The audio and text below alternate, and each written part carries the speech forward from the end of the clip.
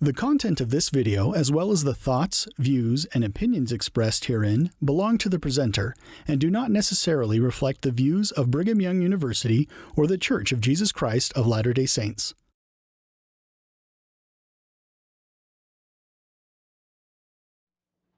Very much so. Now, if there ever were authentic and inspired passages in the Book of Mormon, it's these 30 chapters we get to in Alma.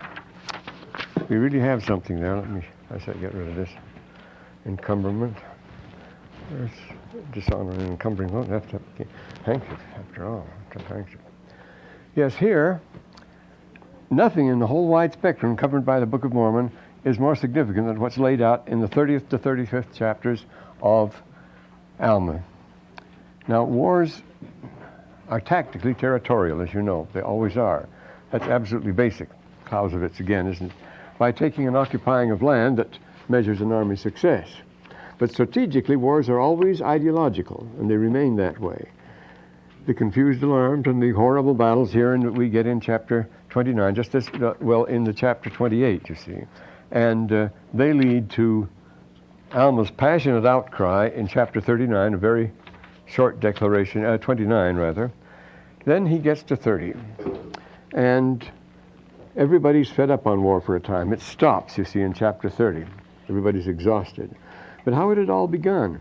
The issues are going to continue. See, the territorial issues have been settled for the time being, but the ideological issues are still there. And now we have the real conflicts here.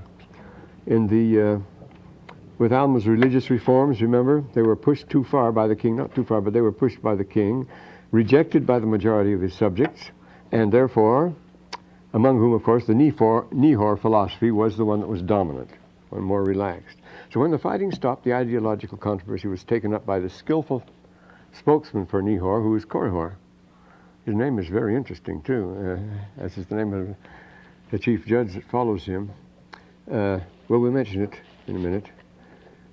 It's hard to believe that this discourse of Korihor's was printed in 1830. In 1830, imagine that.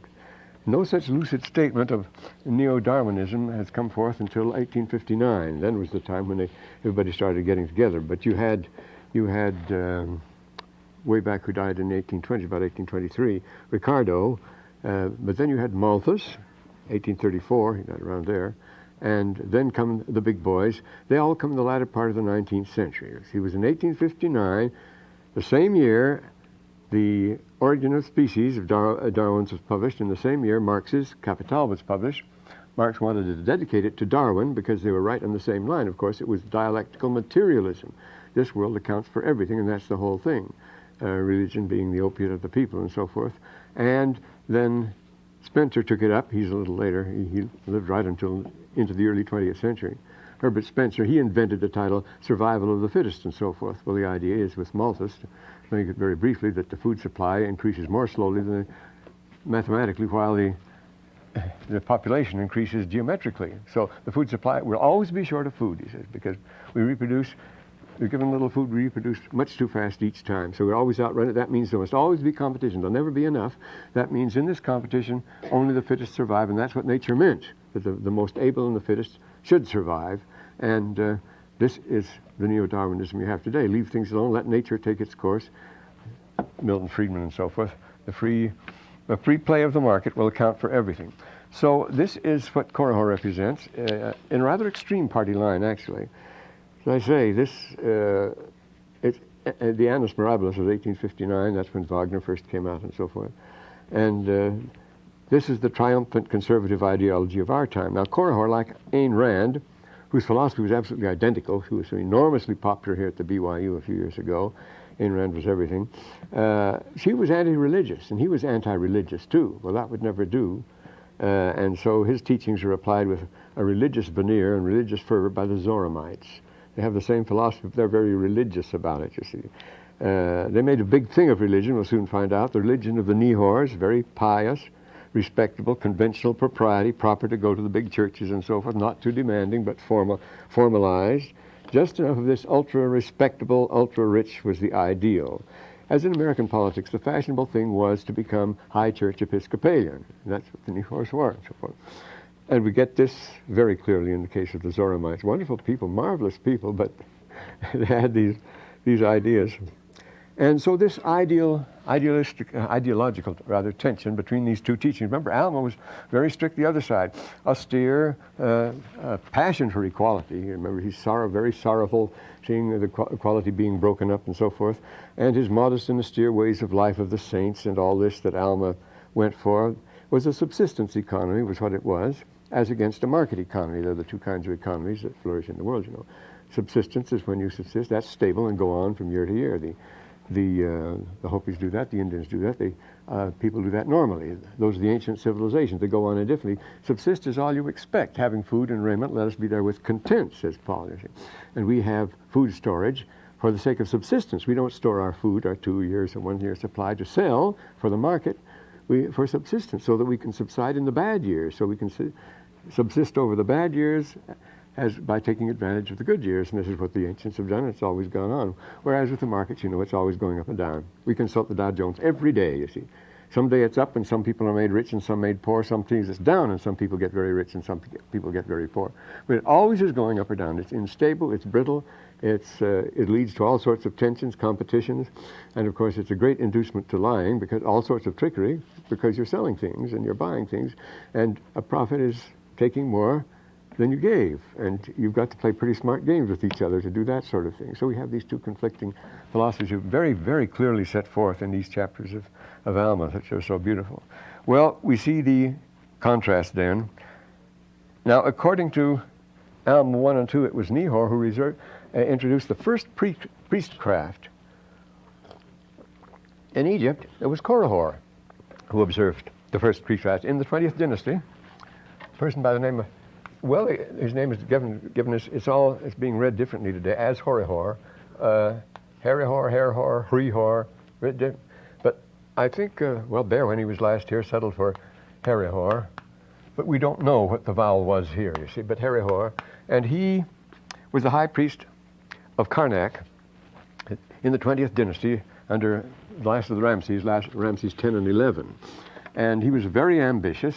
He took to himself the title of King's son of the South, ruler of the South, and he had himself represented in various murals and inscriptions and so forth as equal or even superior to Pharaoh. He shows himself sacrificing in a superior place to Pharaoh.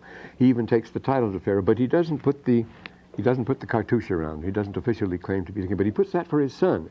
His son was named Paanki. Now, you remember later on we get a judge who's very important, and his name is Paanki.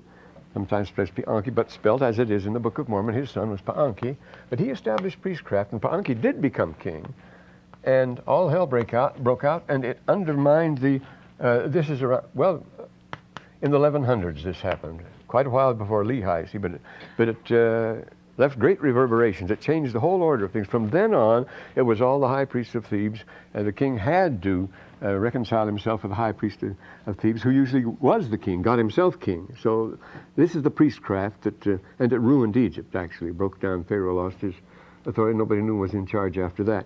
And so when Nehor comes before Alma says right in the first chapter here, he says, this is the first time we've had priestcraft here. Well, it was the first time. How would he know about priestcraft? He's never seen, well, of course, the traditions were very great, and here we have right in the Book of Mormon here. And this man Korihor has the same name, and he introduces priestcraft in the time of Alma here, in the manner of Korihor, where he says here, yes, in the 12th verse of the first chapter, Alma said unto him, behold, this is the first time that priestcraft has been introduced among this people. And behold, thou art not only guilty of priestcraft, but hast endeavored to enforce by the sword, as the priests did later, because they were usually military commanders too. They were sometimes Libyans that took over the family of Sheshonq, the most famous of all, of course, the Sabakun, then the dynasty following that, the 22nd dynasty. To enforce by the sword, and were priestcraft to be enforced among this people, it would prove their entire destruction. Well, he knew his history. Alma knew his history. This hadn't happened before there, you see. It wasn't Nephite history he's talking about. It was history from the old world, yes? Is it just coincidental that they have this people with the same name seem to play the same roles in the two different societies? Well, it can't be accidental, because when you get a name like this, you see, this is the way Joseph Smith puts it. I think it ends in I, doesn't it, Paanki? in the Book of Mormon. Now, that isn't a Greek name or a Latin name, and it's not a Hebrew name, it's not an English name. What is it? Where does it come from? Well, the name was only discovered in the end of the latter part of the 19th century, around the 1870s and 80s was when Pianki was discovered. Then there was quite a line of them. There were a number of them. It's a fairly popular name. It means, of course, Anki, my life, he is my life. It's meaning that Ammon is my life, actually, Pianki. Remember, Ammon is the big thing here. But a name like that, you wouldn't invent in a million years. This is the one thing that Albright said you could not get around. This is definitely an Egyptian name, couldn't be found anywhere else. Somebody had to know it, and there it is in the Book of Mormon. He was very much impressed.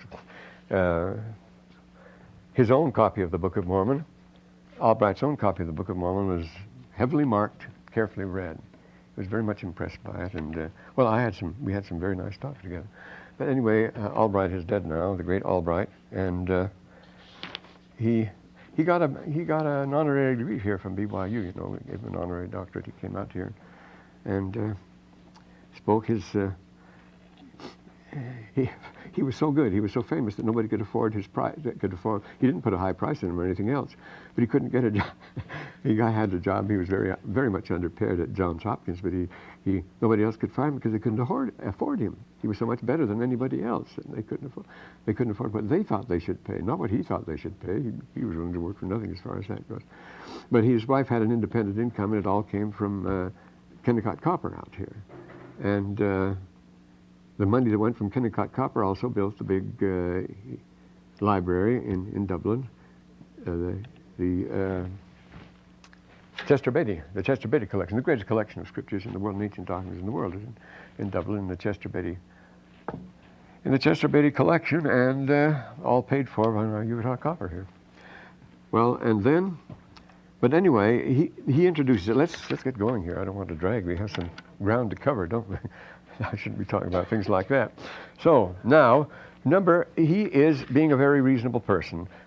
He takes the position that many people take now in the church and have always taken and so forth. They're the enlightened, they're the emancipated, the intellectuals. And you can't know of things you can't see, he says in the 15th verse. Now, that's being very reasonable. He's a positivist, you see. You can only know what you can weigh and measure and be sure of. That's scientific, that's fair enough. And the rest of it, what is it? Well, you're just sick, he says. It's a result of a frenzied mind, the derangement of your minds. Now, many of my friends think this. Mormons must be deranged. We have, as I say, a Hebrew professor from Hebrew University now who's here, who thinks that, no, anybody must be crazy who can believe on an angel. That's just impossible. There's something wrong there. He just can't get it through his head. Oh, there it is. That's why he's so interested in being here. Actually, people who believe it. It is the effect of a frenzied mind, the derangement of your mind. It comes and you've been deranged by the traditions of your fathers into a belief which things are not so. Remember the classic example of that, of reading the old traditions and legends and going crazy? Don Quixote, you see. You're a lot of Don Quixotes.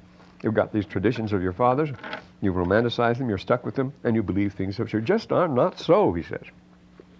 And he talks about the facts of life.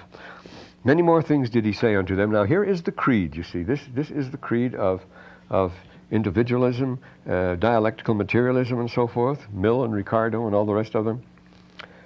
Didn't mention John Stuart Mill, and he lived in the 1870s, 1877, something like that. That's when he was writing.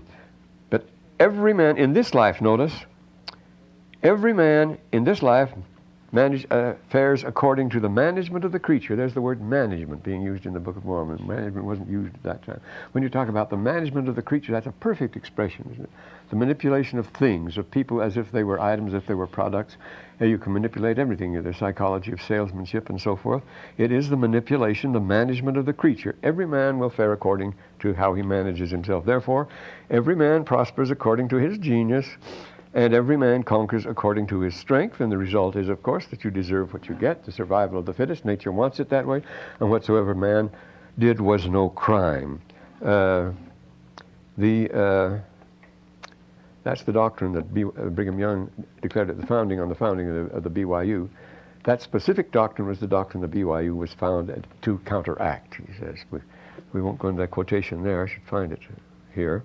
Now, this is just what they wanted to do, because if that's so, you see, God is dead, all is permitted, and they enjoyed that because they weren't bound down, they were now emancipated. This is the 18th verse.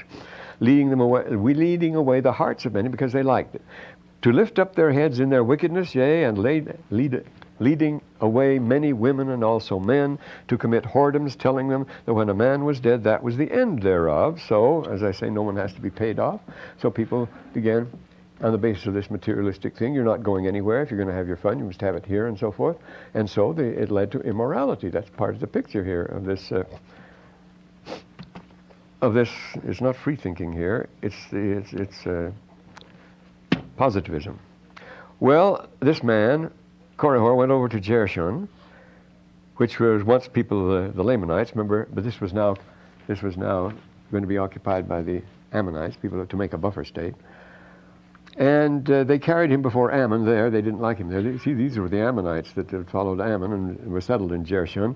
And they didn't like it, but what can you do about it? Well, they carried him out of the land. They took him to the high priest, and he was a hot potato, and the high priest ordered him deported. That was all he could do. So they deported him to the land of Gideon, and he began to preach to them too. And the high priest there was also the chief judge over the land.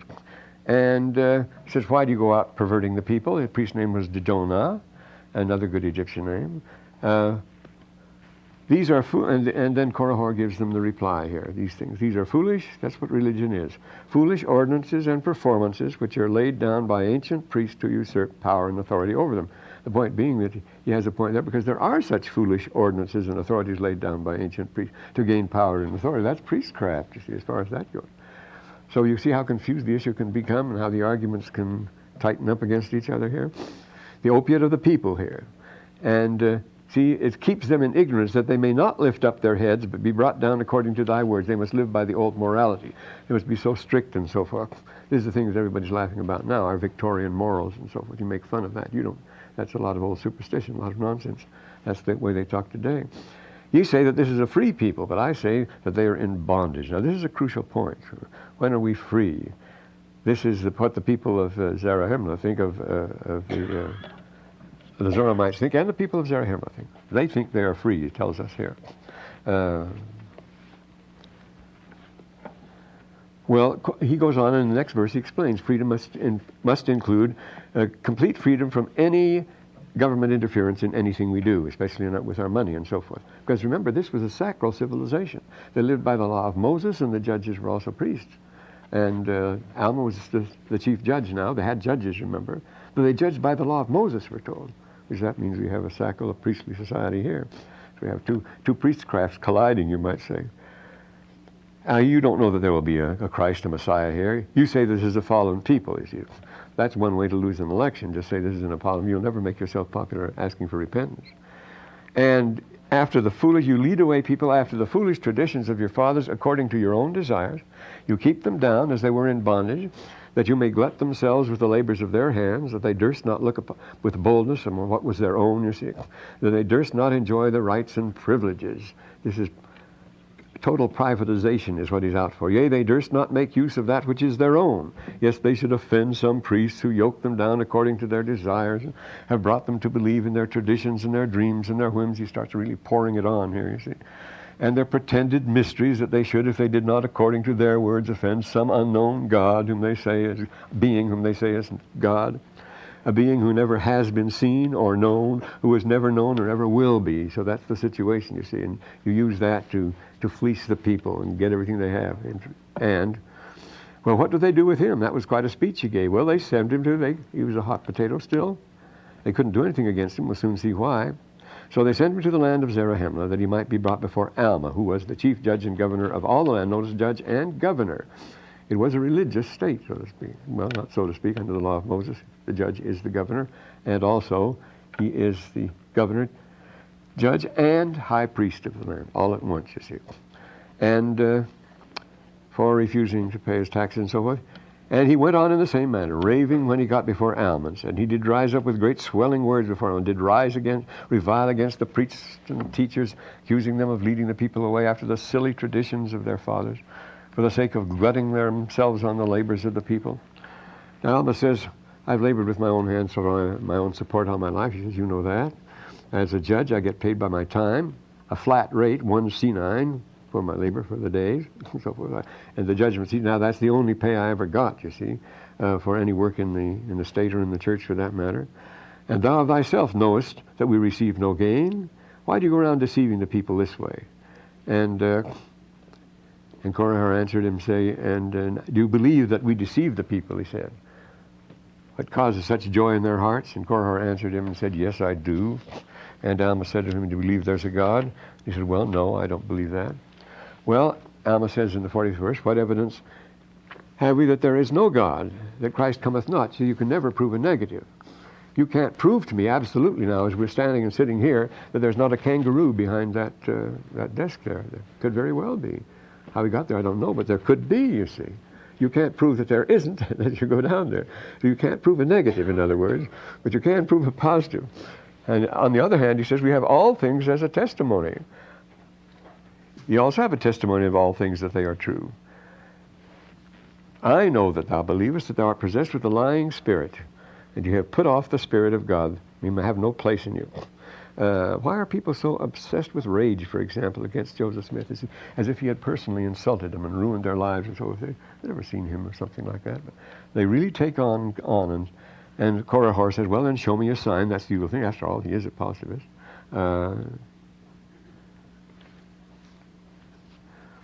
What is this? Oh, well, we don't have time for that. It's a very interesting thing. But Alma said unto him, you have signs enough. Will you tempt God?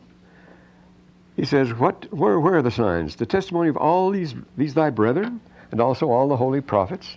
The scriptures are laid before you. They denote there's a God. They denote there's a God, he says. And all the earth and all the things which are on the face of it. Did they make themselves, in other words? Did they just come about accidentally? Well, Korihor would say they did. And that was, of course, what Darwin introduced here in this Annus Mirabilis. The planets which move in their regular form. See, these are the old classic arguments for deity, which Aristotle uses. Do witness that there is a supreme creator here. And this is the argument. No. He says, show me a sign. All right. These are signs, actually. But he says, show me a sign. What kind of a sign would it be if these aren't signs? Well, he says, if you want a sign, God will smite you dumb. And then he starts getting worried. He said in the 48th, well, I don't deny the existence of a God. He just had, you see. But I do not believe I don't believe there's a God. And except you show me a sign, I will not believe. And Alma said, okay, I'll give you a sign. Thou shalt be struck dumb according to my words. God, in the name of God, you shall be struck dumb. And Korihor was struck dumb. He, was it a stroke? Was he so wrought up? You see, it would be the effect of this sort of thing if he had actually been putting it on, you see. He got himself in so deep that he had to put on this big show. We find out he really was, and he really was scared here. And this was all it took to push him over. He was struck dumb, and deaf also, because Alma has to write for him. Korihor was struck dumb, so he put forth his hand and wrote to Korihor. See, Alma writes to Korihor, so he's deaf and dumb. And he says about him, and in reply, Korihor writes here in the 52nd verse, I also knew there was a God. Now here we have an interesting paradox. He says, what happened? The devil appeared unto me in the form of an angel. Well, an angel comes and tells you there are no gods. That's why you don't believe in God. Well, what would make you believe in God more than to have an angel come to you? Well, that's a nice paradox, but it works that way. As Brigham Young said, pray that you'll never see an angel. He says, all those that saw the angels, like Oliver Cowdery and Whitmer's and so forth, they apostatized. They didn't deny the angels, but it made them very negative. How would they possibly turn against and deny the work they did? Freddie G. Williams and so forth, they trotted out the courthouse at Richmond there, swore out these, including W.W. Phelps, and swore out these horrible accusations against Joseph Smith. And they denied them. Shortly after they denied them, and Joseph held nothing against them, took them back again, and so forth and so on. But see the effect that has. They're momentarily seized by something.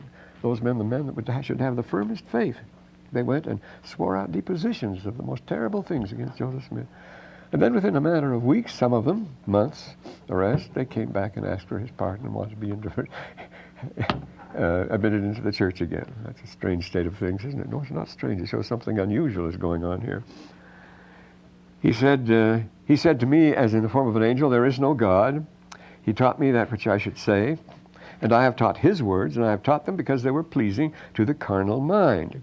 As it tells us here, why they were pleasing to the carnal mind. The carnal mind is that which says, cause men to lift up their heads men and women to commit whoredoms, telling them when a man was dead. That was the end there. That's what they wanted.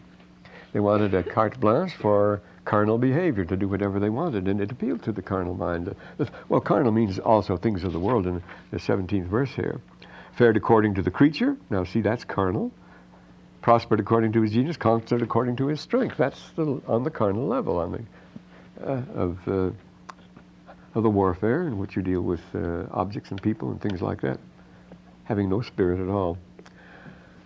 And so he had been fooled into that, and the people liked to hear it for that reason. And I taught them, and I had much success. It was easy to believe, emancipating belief.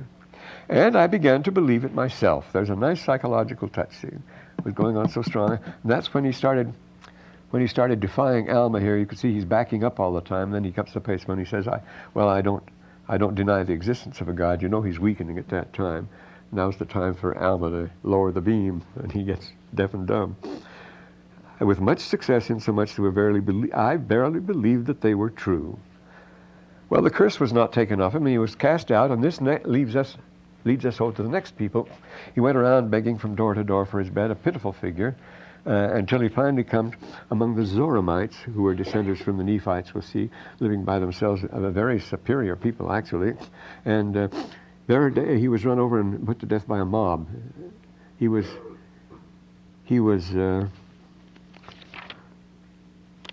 did we, wait a minute now. Did we start back at the beginning of this chapter the last time? The first part of the chapter is the most important part. Well, I better take it on then now. But let's go at the beginning here. The dead were numbered. Notice at the beginning of the chapter, the war is over. The dead were not numbered because the great slaughter is over. Then there was continual peace at the end of the second verse. The strict observance according to the law of Moses. So that's the way they were living in the third verse. And then there comes the man, but the Nehors are still the more popular. And then comes this man in the sixth verse, a man to Zarahemla, and he was Antichrist. We mentioned Antichrist the last time, and he was named, and his name was Korihor. Antichrist means putting yourself up, defying Christ. Put all those antis on the board, you see. So that anti-Nephi-Lehi means Nephi brought face to face or joined together with the other descendants of Lehi, because he didn't name Lemuel Laman and Lemuelites separately. Lehi covered all that, covered all the Lamans and Lemuels and so forth. So anti-Nephi-Lehi means Nephi and Lehi brought together again, which they were, remember. The Lehi people, the Nephi, the Lamanites and Lemuelites became dominant. They were more numerous than the Nephites, and they were more righteous too. So it's very proper to call this the event of the anti-Nephi, the bringing together of Nephi and Lehi, the anti. And he was Antichrist in the same way. He confronts Christ face and face. He claims to be him. He claims to replace him. He's the false Christ. Lots of Antichrists. Remember, the Antichrist comes and says he is Christ. This is what Satan does. And remember, in the beginning of Moses, I am the only begotten. Worship me, and he rent upon the ground. Well, he came to Zarahemla, and this is the thing. This is why he could get away with it. It's very important. He preached against the religion. He preached against everything Alma stood for, and yet Alma had to let him do it. Well, after all, Alma himself had been permitted by his father to go out and preach against the church, and the sons of Mosiah, the king, were out preaching against the church. Why were they allowed to do that? Because this, according to the law of Mosiah, it tells us here, there was no law against a man's belief, for it was strictly contrary to the commands of God that there should be a law which should bring men on unequal grounds. If there was a favored religion, if there was a state religion, then we'd have social pressure, then things could be more serious too, and then you could start censorship and all sorts of things. But there was no law, for it was strictly contrary to the law of God. You see, this is strange, that we should make laws controlling other people's religion or judging them at all. Be perfectly free to believe anything they want to. That would make us unequal. Because the Lord says, choose ye this day whom you will serve. Have the right to choose it. If a man desired to serve God, it was his privilege. So you can go to church all you want and have your school prayer all you want, as we do here. But if you did not believe in him, there was no law to punish him, to put him under restraint, to bring, I say, what you do in a case like this to bring social pressure, and that leads to other things, I see, censorship and being outcasts, pariahs, and so forth. In the 11th verse, he says, a man was judged according to his crimes, but there was no law against a man's belief. That wasn't a crime, whatever he believed. If it led him to commit a crime, he was punished for the crime, not for the belief, even though the belief may have led him to it, as far as that goes. And there was a man was punished only, notice in the 11th verse, only for the crimes he had done. Therefore, all men were on equal grounds. Meaning, of course, socially equal, politically equal, religiously equal, as far as that goes. And so he was able to preach. Now, this Antichrist, whose name was Korihor, the law could have no hold on him. That was true, you see, we have it here. Talked about the Pianki and the high priest of Korihor and so forth. He says, behold, these things you call prophecies. They're foolish traditions. Now, you know, Brother Oakes gave a wonderful talk during conference on criticism and criticizing. Just criticize all you want. Write anything you want, anywhere. Just don't expect the church officially to endorse it. That would be foolish. We don't have to endorse what you say. That's what these people want to do because they're members of the church. They think that they can have influence and things like that. Well, they can argue and say that's perfectly free. I've criticized as freely as anybody else. But I should tell you, well, should I? Yes. When I first came to Provo, I went up and asked Brother Clark, Rubenel, should I teach, keep my nose clean? I'm sassy and shoot off my mouth and so forth. And become very critical down at BYU, you know, all that down there. He says, I said, shouldn't I shut up? He says, that would be the worst thing you could possibly do. We have to have, because he was a lawyer, of course, and we have to have an adversarial relation if we're going to get at truth in these things. So you have to have some forum for expression here, and nobody was freer in that than President Oakes when he was here.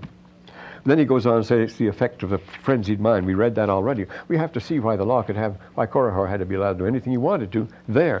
It was only when he came to these upright Zoramites that were so strict and so materialistic that he was mobbed and put to death. They were the intolerant ones, not Alma.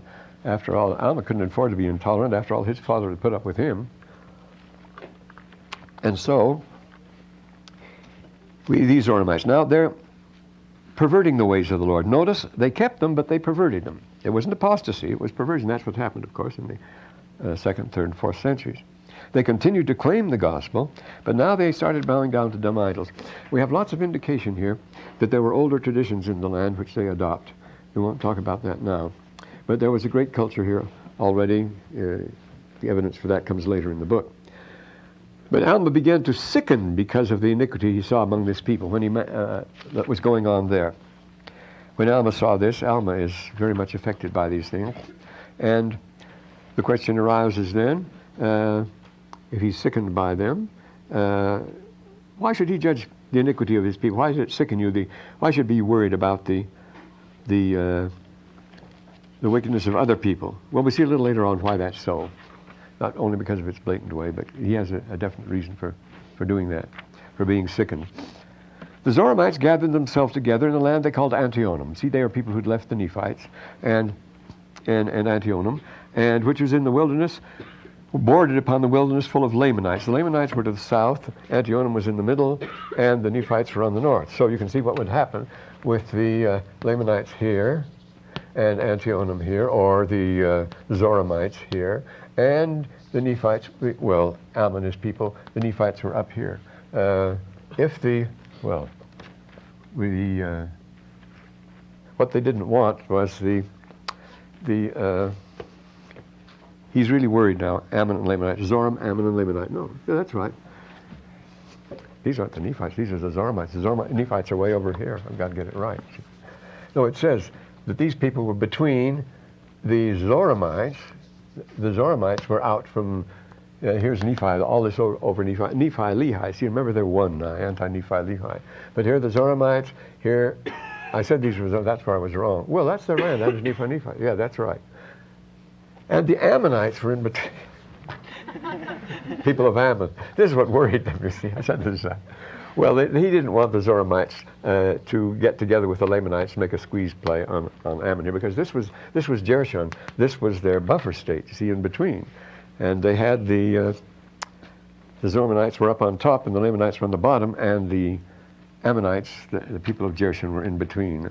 Should get things straight once in a while. Boy, they'd throw me right out if I had to make an intelligence report today, wouldn't I? I'd get all mixed up.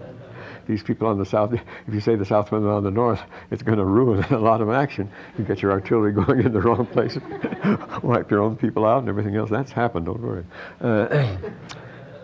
Now the Zoramites gathered them together in Antioch, and then it tells us the land south, you see, bordered on the, notice, the land south was the land of Jershon. So the people in Jershon, who were the Ammonites occupying it now, were on the south. And south of them, notice, on the wilderness south, was the wilderness full of Lamanites.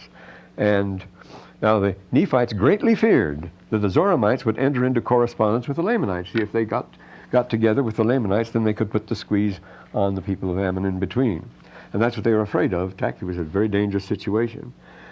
What do we do? What do we do to weaken them? Well, Alma found I've got to do the one thing. We've got to strengthen our position there among the Zoramites so that they won't link up with the Lamanites there. And so the preaching of the word was the way to do it. So he takes his mission there. He found that had more powerful effect on the minds of the people than the sword. And that they should first give it a try. Try the virtue of the Word of God. See if that would work. So he gets together his famous SWAT team of all the powerful missionaries. Notice Ammon and Aaron and Omner and Himni and even Zizrom now. Remember old Zizrom? He had been converted, healed of the fever and so forth, and joined the brethren. He had been just as arrogant as Korihor. He joined them, and along with two of his sons, Alma, he took Amulek and Zizrom, and Alma also took, that's Alma, and took two of his sons. So that's quite a crowd. They've got a missionary task force here that's going to go in and work on the Zoramites when they don't get to first base. Not with the Zoramites, but immediately they find among the Zoramites very strongly marked this ideological conflict, you see. They're the poor Zoramites that live out by themselves, and they're the rich Zoramites, and they have very little to do with each other, as he's going to tell us here. Yeah, we've got time to talk about that. Therefore, he took them, and the eldest of his sons, who was Helaman. See, that's a very interesting thing, since they've changed the Egyptian R's to L's in so many cases in the last few years. Helaman is simply the well-known Egyptian word Her Ammon, the Horus Ammon, or the countenance of Ammon. And and another son who was called Shiblon. Shiblon is a very good Arab name. He's a young lion, just like a Hebrew Ari, very common in Israel. Ari means a lion, but a Shiblon, Shavala in Arabic is a young lion. And Corianton, we're going to see, that's a borrowed name. That's a Jaredite name. We'll see how it got there later on. Now the Zoramites were dissenters from the Nephites. They had been Nephites, you see. Therefore, they had the word of God preached to them, and they'd perverted it. They would not keep the law of Moses. They didn't like that part of it, and that tells us. And they wouldn't pray. They gave up that they might not enter into temptation. That's the best way to resist, of course, temptation, the social norms and so forth. And so they went their own religion. They had built synagogues. Remember, the Nephites had synagogues too. They built their own synagogues now. Remember, they're following the pattern of the old. The Jews had their synagogues too. The very religious people are church-building people. This is important with the Zoramites. They had built synagogues. They gathered themselves together on one day of the week, which they did call the day of the Lord. It's all right. They're doing it themselves. They're following the old Nehor pattern, aren't they? And they had a place for standing, high enough for one person to stand on. And there's some very interesting South American.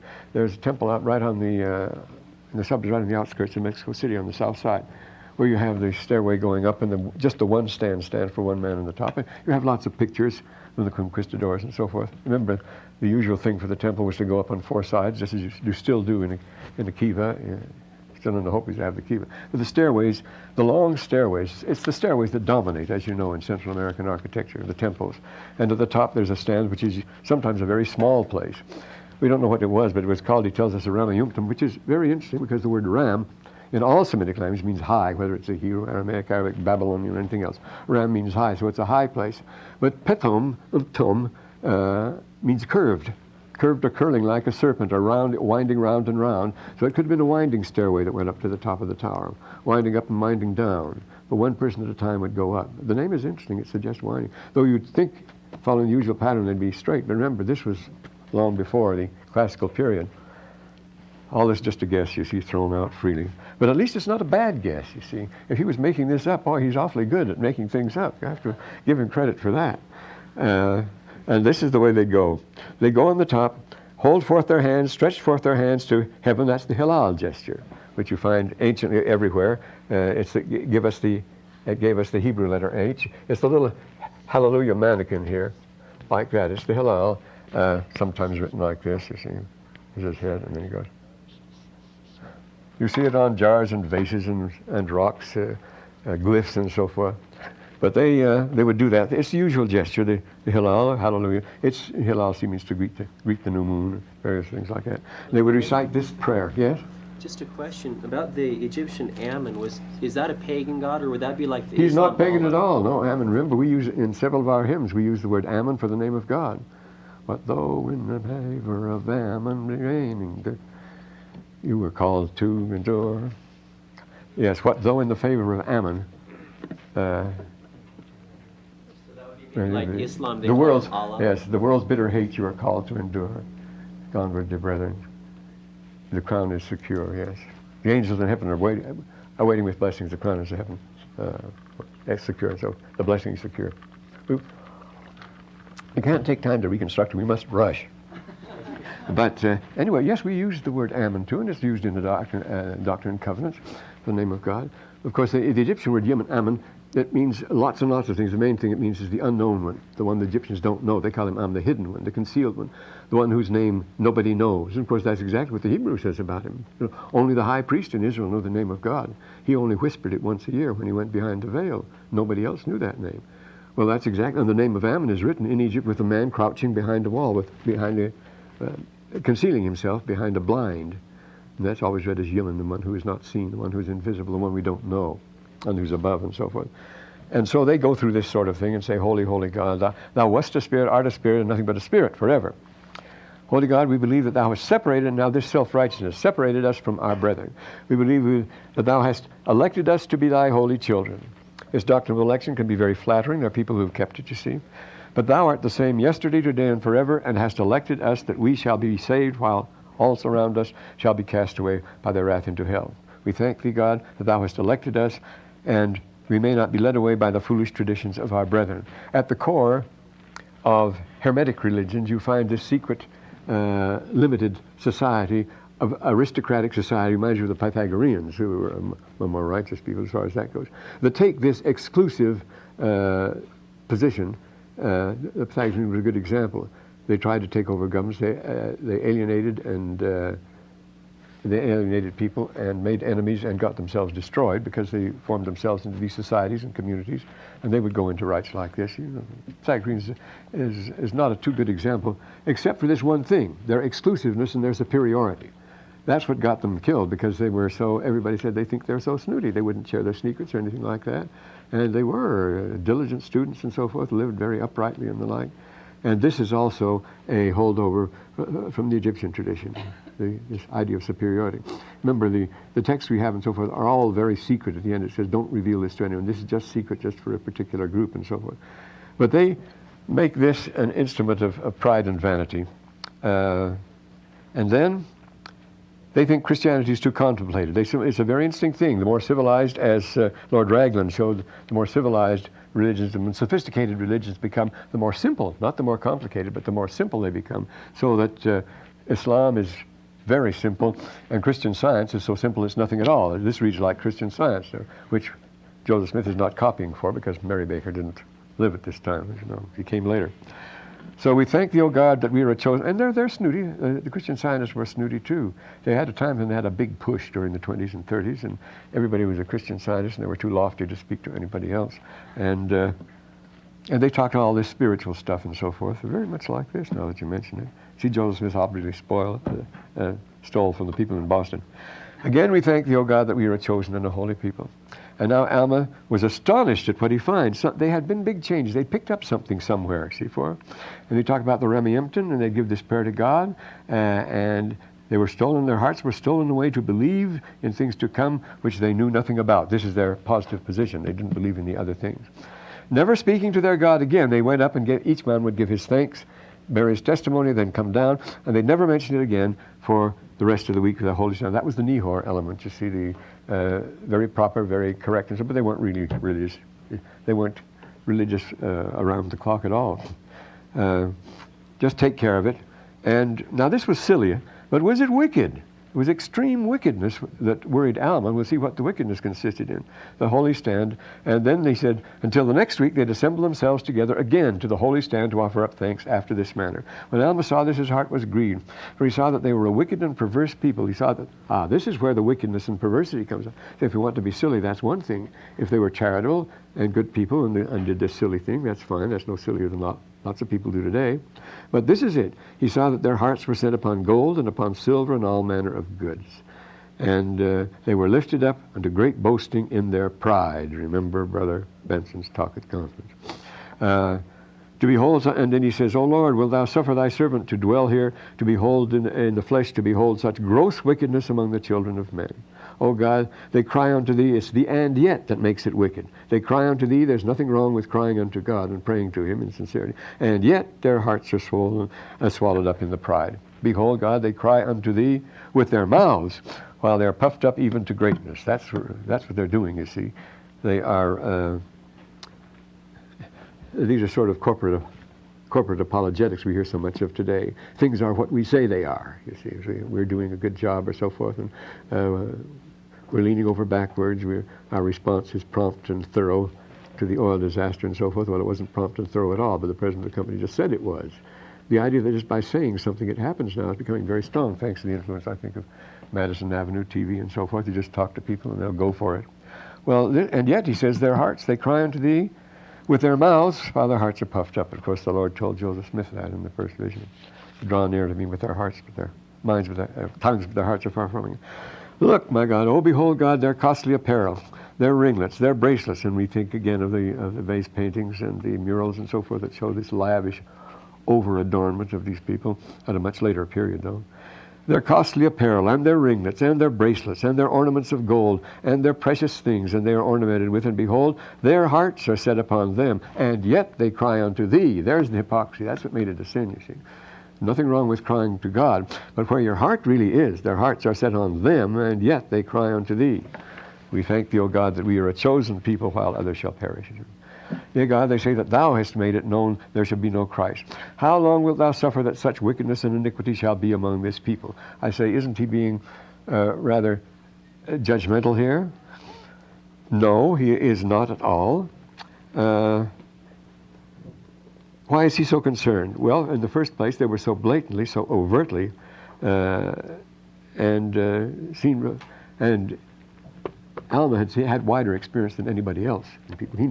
He knew about people and characters and so forth. He'd seen more wickedness than anybody else, and he being Alma the younger anyway.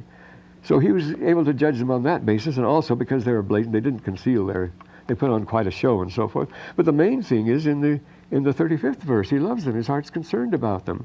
O Lord, their souls are precious, and many of them are our brethren. So that's why he feels right to be saying that he's suffering terribly. It's not a hypocrite who's overwhelmed by other people's wickedness when it should be his own sins that concern him. It's that he's on a mission here, and he wants to do what he can. How long will thou suffer that such wickedness and iniquity shall be among this people? Give me strength that I might bear with my infirmities. Notice, get old Alma again. I must bear with my infirmities. I'm mad of them. Remember, Nephi says in his prayer, in his psalm, right at the beginning, he says, why am I angry at my enemies instead of at myself? He rebukes himself for that. Alma does the same thing here. Give me strength that I may bear with my infirmities and face them. But meantime, the regions he's interested is, wilt thou give me success with them? Here's a refreshing definition of success written without dollar signs, you notice. The 33rd verse, wilt thou grant them, his companions, that they will have strength that they may bear their afflictions. Behold, O Lord, he says, their souls are precious. So he wants to save them. His concern is not mean, but generous for them. He doesn't want to damn them. And he said these words, he's clapped his hands upon them. That's an interesting word there, isn't it? He clapped his hands upon them. To clap means to put your hand firmly on something. It's cognate with our word. The Old English word is clipian, with a Y, clipian, 2 P's. It's clipian, and it has the word thing with grab, and with grope, and with gripe, and with claben, to grab firmly, and Latin carpo, which is the same thing, mean to put your hand firmly on something. The harpies, you know who the harpies were, the Greek harpies? They were the damsels with the lunch hooks, that came and grabbed your lunch before you could eat it. Therefore, they were called harpies. But this harpo, carpo, clipian, and so forth is a good old English use. In fact, the Egyptian word is heripet, is keripet, to clap, kelep. Now we use it kelep anyway. It means to gain control, to grab a thing, to hold it firmly, and so forth, the kerip. So it's proper. The old Anglo-Saxon usage to clap his hands on his head. Doesn't mean he applauded this way, but he put his hands firmly on their head when he set them apart, is what happened. And they were filled with the Holy Spirit. And taking no thought for themselves, being filled with the Holy Spirit. Well, again, the time is up. Only 2 chapters. We'll never get to the end. But the next time, I promise you, we'll rush. Synagogues and streets. Because the next chapter is an extremely important one, too, because this is the same thing again. Because this is such an accurate picture of Mesoamerican society. Now, according to a recent collection of studies on that very subject, about meeting together, the people building the sacred centers for the ruling class and the like. We'll have, that can go quickly, though. But we should finish Alma, shouldn't we? And the next time, we'll tell you what we're to write about for the final.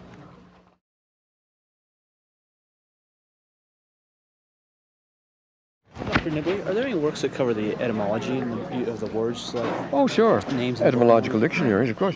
Well, for the the Book of Mormon specifically? Oh, well, the Oxford English Dictionary will put the OED, the big Oxford English Dictionary. Just look up any word. It gives you the old usages as we find them in the Book of Mormon. Yeah, that's a good one. It wouldn't take you into, for example, with Clipian, it wouldn't take you into Egyptian, but it would suggest its relationship with Carpo and Harpy and so forth. How about for the names? I know there's been a lot of work. No, there are names. etymological dictionaries of the English language. There's the famous one is Skeats Etymological Dictionary. It's an old one. I used to have it when I was a kid. I guess it was stolen. The Skeats Etymological Dictionary. It's good. Takes every word and gives its breakdown. It all comes from somewhere. And what are some of the other ones? Oh, Curtius. Curtius is a Greek etymological dictionary. Yeah, But there's nothing specifically for the Book of Mormon. Oh, no, it hasn't been done, no. Because it's just as good. Look, use the Old English, the Oxford English Dictionary. That's the Book of Mormon. All the words in the Book of Mormon are there. There are only 3,000 words in the Book of Mormon. And they're all used in a proper context, yes. And very effectively. Something like this, clap his hands, you see. Mm-hmm. This firm ordination. Not just lay his hands upon him, yeah. Very quickly. Yeah. A few classes ago, when we were at the waters of Sebus, yeah. you said something that threw me there. You said only one of them fell with the sword, and the other ones he just knocked down. They were with the having sling. to do, yes. I've been reading it over, and He knocked down 6. He killed 6, didn't he? yeah, that's With the sling. that was yeah. He had much better range than they did, in other words. They thought they couldn't prevail against him because he had a much better range than any of them. They tried to throw rocks back at him. They weren't protected. They weren't expecting that. They thought he'd go through with the club right. No, I have written much more extensively on that somewhere else. And it's come out in this last book, but they shouldn't have gone ahead and published it until I've done it more completely. Is the kangaroo still there? We can let him go now.